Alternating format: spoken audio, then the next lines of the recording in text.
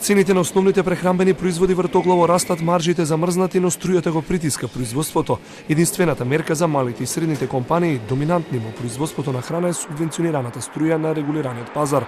И тие најавија затворање и намалување на обемот на производство преку стопанските комори, ако владата идната седмица не испорача конкретни предлози. Во најновиот пакет ветување, премиерот ги остави последни.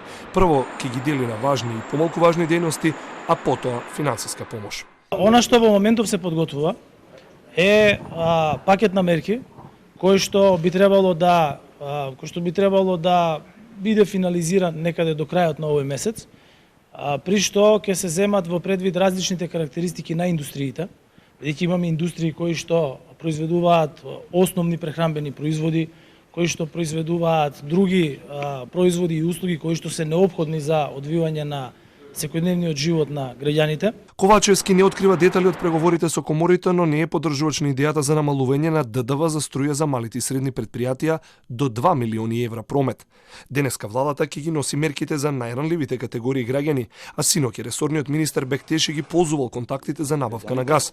Парно ќе има и за наредните месеци, но каде бил Бектеши со контактите на Мицкоски, Ковачевски не откри. Министерот Бектеши ќе соопшти сам каде бил и какви се резултатите. А да соопшти? Да, меѓутоа он ќе треба изворно да каже, бидејќи тој ги водеше нашата делегација, тој ќе каже. Позитивно е кога ќе стигне понуда и кога таа ќе биде подобро од другите, така да не можам да интервенирам во и да елаборирам понуди од приватни компании, ако ги има воопшто, кои што треба да стигнат во комисија која што независно треба да врши евалуација, и тоа е и етички и законски. Ковачевски се уште се надева на државните резерви на газ на Србија со кои ќе се прави струја во тето за најавената трампа, но и за големите фирми во земјава.